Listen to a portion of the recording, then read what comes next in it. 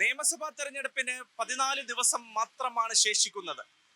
കച്ചമുറുക്കി മുന്നണികൾ പ്രചരണ രംഗത്ത് സജീവമായി മുന്നോട്ട് പോകുന്ന കാഴ്ചയാണ് കാണാൻ കഴിയുന്നത്. അടവ് നയത്തിന്റെയും രാഷ്ട്രീയ ബലാബലത്തിന്റെയും ശ്രദ്ധാകേന്ദ്രമായിരിക്കും തിരുവനന്തപുരം സെൻട്രൽ മണ്ഡലം. സ്ഥാനാർത്ഥികളും മുന്നണികളുമൊക്കെ വിജയിക്കാനുള്ള തത്രപ്പാടിലാണ് ഇവിടെ മുന്നോട്ട് പോവുകയും ചെയ്യുന്നത്. കരമന ജയനും സുധീർ കരമനയും CP ജോണുമാണ് ഇവിടുത്തെ സ്ഥാനാർത്ഥികൾ. എന്തായിരിക്കും തിരുവനന്തപുരം സെൻട്രൽ മണ്ഡലത്തിൽ സംഭവിക്കുക എന്നുള്ളത് പ്രവചനാതീതമാണ്. രാഷ്ട്രീയ സാഹചര്യങ്ങൾ നമുക്കൊന്ന് പരിശോധിക്കാം. 2011 മണ്ഡലം പുനർനിർണയത്തിന് ശേഷമാണ് തിരുവനന്തപുരം സെൻട്രൽ മണ്ഡലം നിലവിലെ രൂപത്തിലായത്. 2011 മുൻപ് ഇത് തിരുവനന്തപുരം വെസ്റ്റ് മണ്ഡലമായിരുന്നു. 2021 3 തവണ MLAയും മന്ത്രിയുമായിരുന്ന VS ശിവകുമാറിനെ പരാജയപ്പെടുത്തിക്കൊണ്ടാണ് LDF സ്ഥാനാർത്ഥി ആന്റണി രാജു അട്ടിമറി വിജയം നേടിയത്. തുടർന്ന് അദ്ദേഹം ഒന്നാം പിണറായി സർക്കാരിൽ ഗതാഗത മന്ത്രിയാവുകയും ചെയ്തു. ഇടതു വലതു BJP മുന്നണികൾക്ക് ഇത് അഗ്നിപരീക്ഷയാണ്. ജീവൽ മരണ പോരാട്ടമാണ്. വെറുതെ ജയിച്ചാൽ മാത്രം പോരാ, ഭൂരിപക്ഷം വർദ്ധിപ്പിക്കുകയും വേണം. ഇതിന് കഴിയുമോ എന്ന് കാത്തിരുന്ന് കാണാം.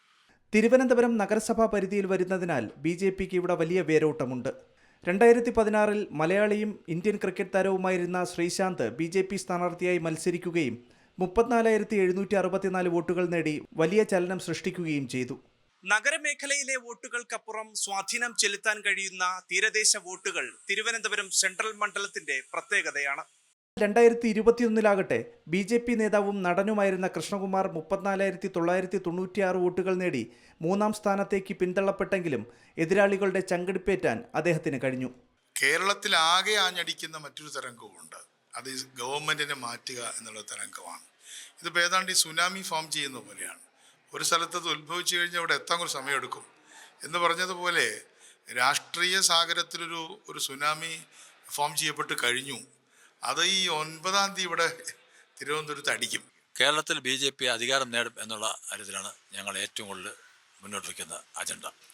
കഴിഞ്ഞ നിയമസഭാ തെരഞ്ഞെടുപ്പുകളിലെ വ്യത്യസ്തമായി ഈ നിയമസഭാ തെരഞ്ഞെടുപ്പിൽ BJP നേതൃത്വം നൽകുന്ന NDA കേരളത്തിൽ അധികാരത്തിൽ വരാൻ വേണ്ടിയുള്ള മത്സരമാണ് ഈ നിയമസഭാ തെരഞ്ഞെടുപ്പിൽ ഞങ്ങൾ പ്രവർത്തിക്കുന്നത്. ഇവിടെ ജനിച്ച് ഇവിടെ വളർന്ന ഒരു വ്യക്തിയാണ് ഞാൻ.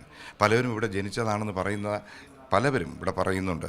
അവരാരും ഇവിടെ ജനിച്ചതാണെന്നുള്ളത് മൊത്തത്തിൽ നോക്കണം. ഞാനിവിടെ ജനിച്ചു വളർന്ന് ഇവിടെ പ്രവർത്തിക്കുന്ന ഒരാളാണ്. അപ്പോൾ സാംസ്കാരിക പ്രവർത്തനങ്ങളും സാമൂഹിക പ്രവർത്തനങ്ങളും നടത്തുന്ന തിരുവനന്തപുരത്തെ അറിയാവുന്നമായി മനസ്സിലാക്കാൻ കഴിയുന്ന ഒരാളാണ് ഞാൻ. അതുകൊണ്ട് നാട്ടുകാർക്ക് എന്നെ അറിയാം. അതനുസരിച്ചിട്ടുള്ള നല്ല പ്രതികരണമാണ് എനിക്ക് ലഭിച്ചുകൊണ്ടിരിക്കുന്നത്. വിഴിഞ്ഞം, പൂന്തുറ, വെട്ടുകാട് തുടങ്ങിയ തീരദേശ മേഖലകളിലെ വോട്ടുകളാണ് ഈ മണ്ഡലത്തിലെ വിജയിയെ നിശ്ചയിക്കുന്നതിൽ നിർണായക പങ്കു വഹിക്കുന്നത്. ഇവിടെ ജയിക്കാൻ സാധ്യത കരമന ജയനായിരിക്കും. ഞാൻ BJP കാരനല്ല. പിന്നെ CP ജോണിന് വെച്ചാൽ പുള്ളി വലിയ സാധ്യതയില്ലാതെന്ന് തോന്നുന്നു. ഇവിടെ ജയിക്കാൻ ചാൻസുള്ള ഒറ്റ വ്യക്തി എന്ന് പറഞ്ഞാൽ കരമന ജയം. കരമന സുധീർ ജയിക്കുന്നുള്ള കാര്യം ഇറക്കുമതി സ്ഥാനാർത്ഥിയാണ്, സ്വതന്ത്ര സ്ഥാനാർത്ഥിയാണ്. കഴിഞ്ഞ 10 വർഷമായിട്ട് സെൻട്രലിൽ എന്ത് സംഭവിക്കുന്നു, കേരളത്തിൽ എന്ത് സംഭവിക്കുന്നു വ്യക്തമായിട്ട് ധാരണയുണ്ട് ജനങ്ങൾക്ക്. അപ്പോൾ ആ ധാരണയുള്ള ജനങ്ങൾ എന്തായാലും ഇതിനൊരു നല്ലൊരു വിധി എഴുതുമെന്ന് തന്നെയാണ് എൻ്റെ വിശ്വാസം. LDFന് മുൻതൂക്കമുണ്ട്.